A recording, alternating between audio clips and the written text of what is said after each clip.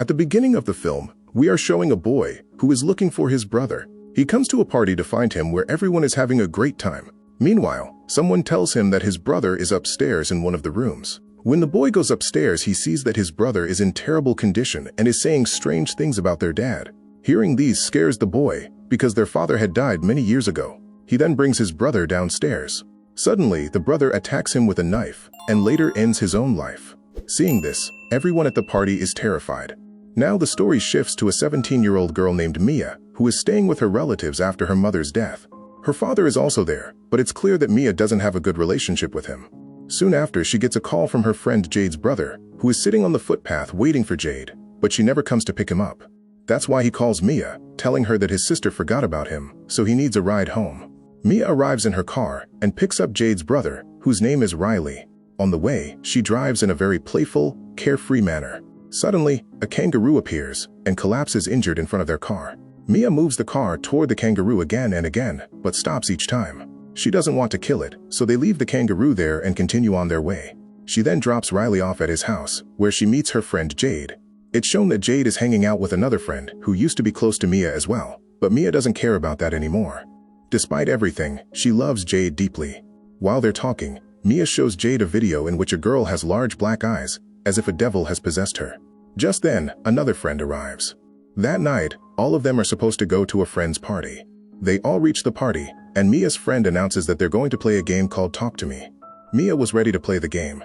She was tied to a chair. One of her friends lit the candle placed on the table in front of her.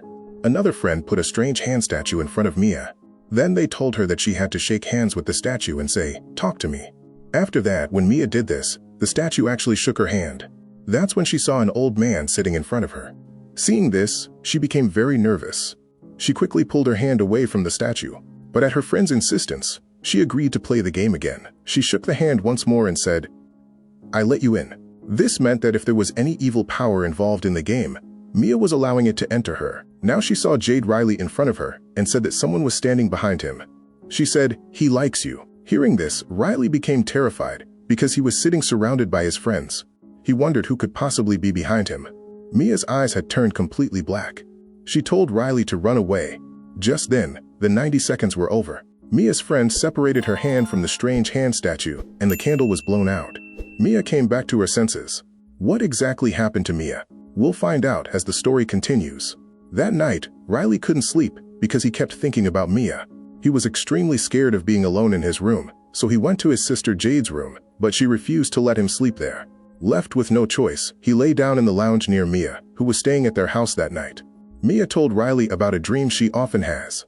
She said that in her dream she is standing in front of a glass mirror, but she can't see her reflection. Then they talked about the game and Mia described how she felt during it, like she was floating in the air.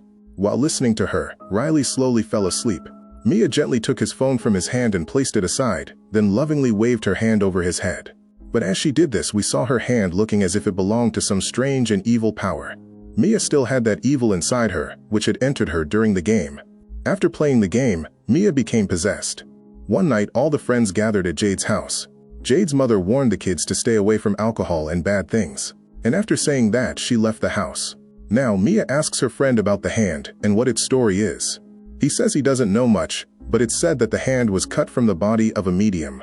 A medium is someone who can communicate with spirits. This was done so that humans could stay connected to the world of souls. In other words, this hand is a gateway to the spirit world. Everyone then starts playing the game with the hand one by one, and each time they record videos of each other.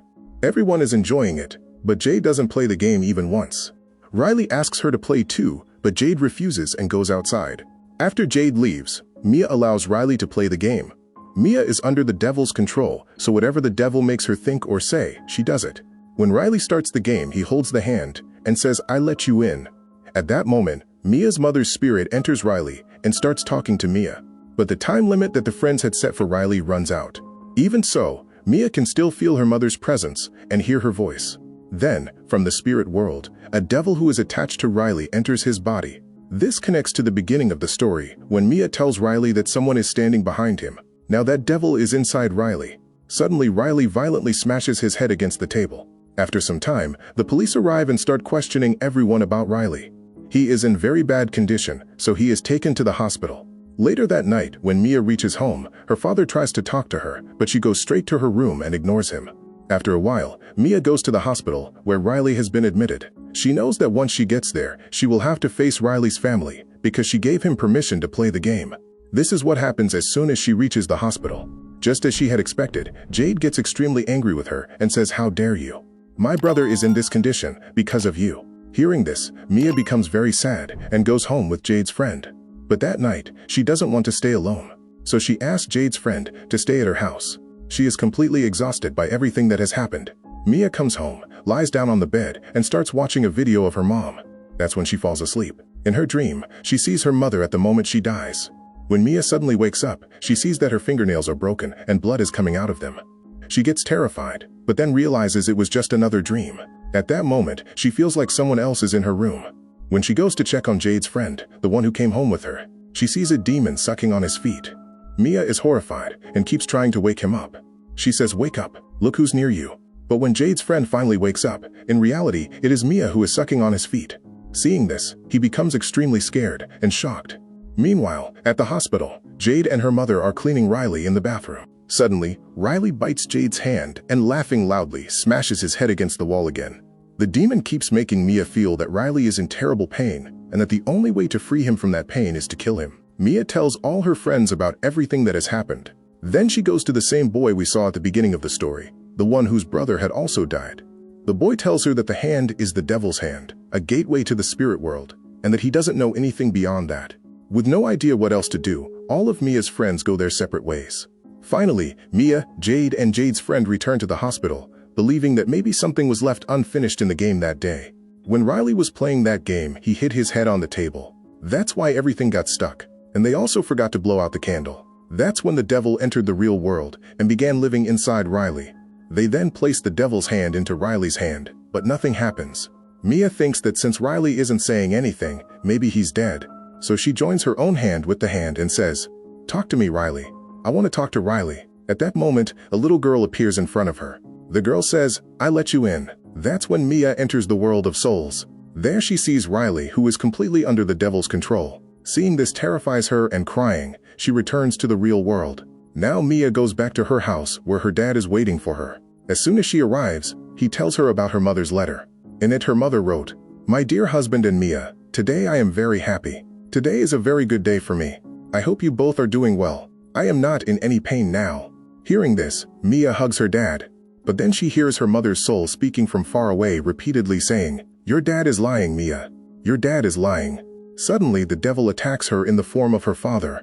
Mia kills him with a pair of scissors, but she forgets that her real dad was actually standing right in front of her. It was all an illusion. She believed the devil was in front of her. After that, she calls her friend Jade and tells her, "I'm in a lot of pain. Please come to my house." Jade leaves Riley alone and goes to Mia's house. But something is wrong. Mia is actually in the hospital parking lot, watching Jade from a distance. This means the devil is still inside Mia.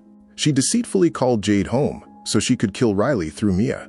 Mia then takes Riley out of the hospital in a wheelchair and brings him onto the road. Meanwhile, Jade is reaching Mia's house and calling her again and again. When Mia doesn't answer, Jade finally goes inside the house. She sees that Mia's dad is bleeding. Seeing this, Jade understands everything. She calls her mom and tells her about Mia, then rushes to the hospital as fast as she can. There she sees Mia pushing Riley in a wheelchair in the middle of the road.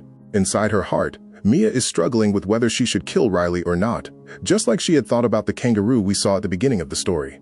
At that moment, the devil appears in the form of Mia's mom, constantly provoking her to kill Riley again and again. Instead of pushing Riley in front of the car, Mia jumps herself. Jade manages to save her, but Mia is taken to the hospital in critical condition. There, she looks at herself in the mirror, but cannot see her reflection, and then loses consciousness. Her worst nightmare has come true. She is trapped in the world of souls. In the dark spirit world, she sees the light of a candle. When she moves toward it, she notices a hand resting on the candle. As soon as Mia grabs that hand, she sees a boy who says, "I let you in."